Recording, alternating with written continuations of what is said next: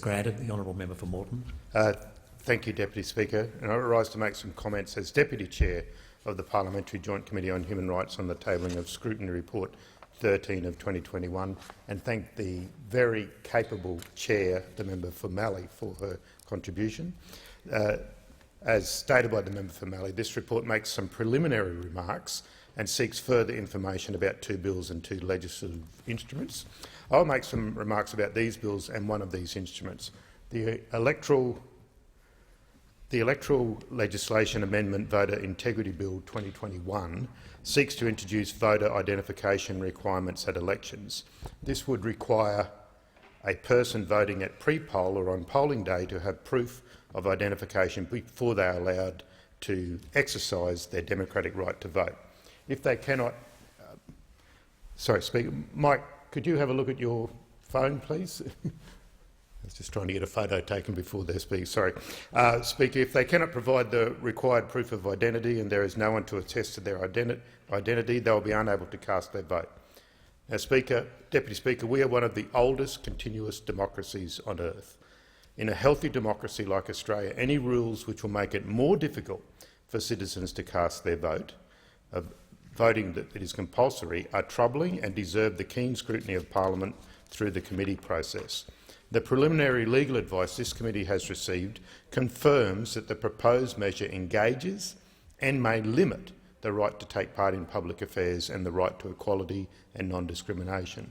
In particular, it says the right to take part in public affairs includes guarantees of the rights of citizens to vote in elections and is an essential part of democratic government that is accountable to the people.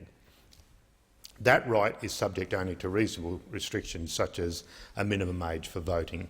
The right to take part in public affairs may be permissibly limited where a measure seeks to achieve a legitimate objective, is rationally connected to that objective and is a proportionate means by which to achieve it.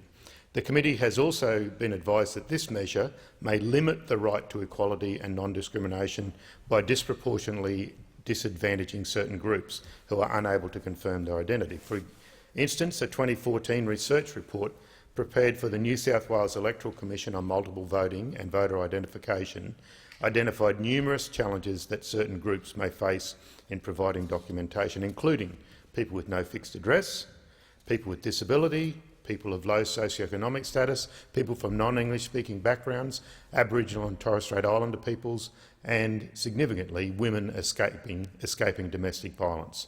It is questionable that this measure addresses a legitimate objective.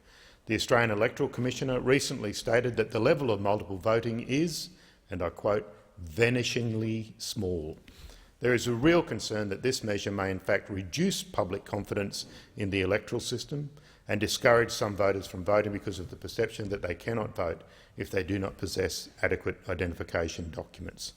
The committee has requested further advice from the Minister, including evidence that there is a problem that warrants limiting the rights of Australians, what modelling has been done to assess how this measure would affect voter turnout and whether this measure is likely to have a disproportionate impact on certain groups. The committee cannot form a conclusive view on this bill until the Minister provides answers to the 6 requests for further information. I look forward to receiving the Minister's advice before the Parliament is asked to vote on this bill. The second bill is the National Disability Insurance Scheme Amendment, Participant Service Guarantee and Other Measures Bill 2021. This bill will allow the plan of a participant in the National Disability Insurance Scheme to be varied or reassessed. This could occur on the Chief Executive Officer's own initiative or on request of the participant. The legal advice to the committee is that this measure may engage and limit a number of rights, including the right to health and an adequate standard of living, as well as the rights of persons with disability, including the right to live independently and be included in the community. The committee has noted that the matters to which the CEO must have regard in deciding whether to vary or reassess a participant's plan on their own initiative are to be set out in the NDIS rules. The committee has not yet formed a concluded view on this bill, but has asked the Minister for further information, including what is the specific objective being pursued by enabling the CEO to vary or reassess a participant's NDIS plan on their own initiative, and how does this promote general welfare?